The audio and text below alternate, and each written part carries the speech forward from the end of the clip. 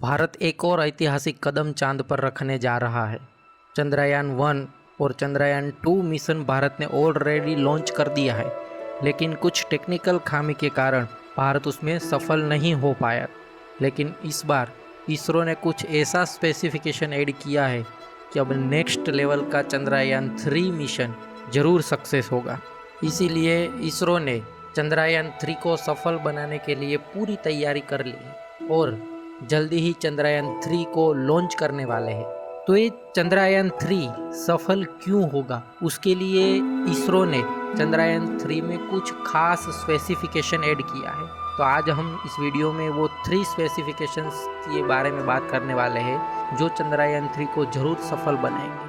तो चलिए दोस्तों, आज हम देखते हैं इस वीडियो में वो 3 स्पेसिफिकेशन।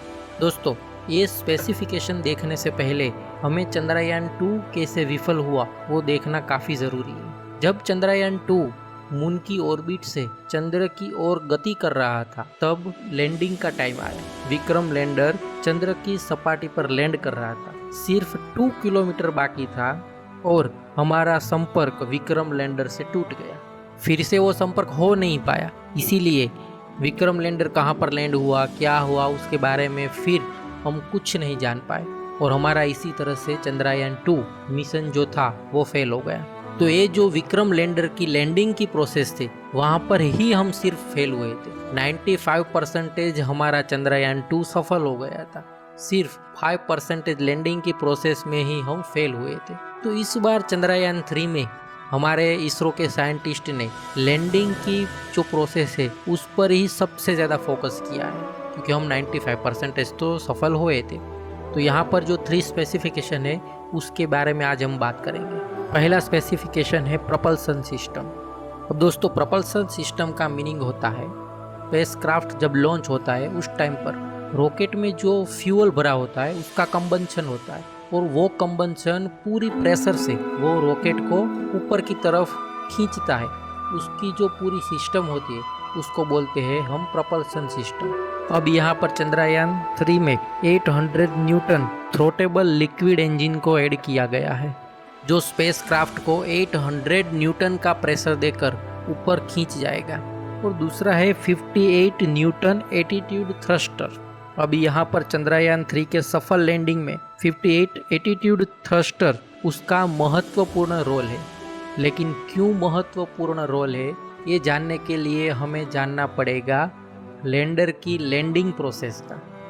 और पूरे मिशन में ये लैंडिंग प्रोसेस ही सबसे इम्पोर्टेंट पार्ट है। जब लैंडर मून की ऑर्बिट से मून की सरफेस पर लैंड करता है तब उसकी स्पीड काफ़ी हाई होती है। इसीलिए स्पेसक्राफ्ट को सॉफ्ट लैंडिंग कराने की सबसे ज़्यादा ज़रूरत होती है। जो हार्ड लैंडिंग हुआ और स्पेसक्राफ्ट की स्पीड उसको हम कंट्रोल नहीं कर पाए तो उसके साथ कनेक्शन भी टूट सकता है और मून की सरफेस पर भी कहाँ पर भी टकरा कर पूरा जो स्पेसक्राफ्ट है वो डैमेज हो जाता है। काफ़ी कुछ संभावनाएं होती है मिशन को फेल होने की। जो हमारा चंद्रयान 2 मिशन था तब हुआ था जब 2 किलोमीटर ही बाकी था और हमारा विक्रम लैंडर से कनेक्शन टूट गया था। तो इस बार इसरो ने ये लैंडिंग प्रोसेस पर ही सबसे ज़्यादा फोकस किया है। इसीलिए 58 न्यूटन एटीट्यूड थ्रस्टर का यूज़ किया गया है। अब ये थ्रस्टर क्या करेगा, जब स्पेसक्राफ्ट मून की सरफेस पर लैंड करेगा तब उसकी स्पीड काफ़ी होगी, क्योंकि उसका सबसे बड़ा रीज़न है मून की ग्रेविटी जो उसकी स्पीड को और ज़्यादा बढ़ा देगी। तब ये थ्रस्टर 58 न्यूटन के प्रेशर से पूरे स्पेसक्राफ्ट को ऑपोजिट डायरेक्शन में उसको धक्का देगी। इसीलिए जो स्पेसक्राफ्ट की स्पीड होगी वो पूरी स्पीड स्लो हो जाएगी और हम इजीली स्पेसक्राफ्ट को मून की सरफेस पर लैंड करवा सकते हैं। इसीलिए यहाँ पर की रोल प्ले करेगा 58 न्यूटन एटीट्यूड थ्रस्टर।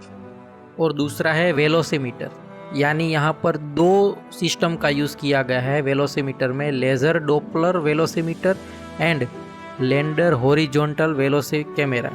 दोस्तों, यहाँ पर वेलोसिमीटर का वर्क ये है कि वो स्पेसक्राफ्ट की स्पीड को मेज़र करता है, जो सबसे ज़्यादा इम्पोर्टेंट है, क्योंकि सॉफ्ट लैंडिंग में जब पूरा स्पेसक्राफ्ट लैंड करता है तब उसकी स्पीड कितनी होती है वो हम जान नहीं पाते।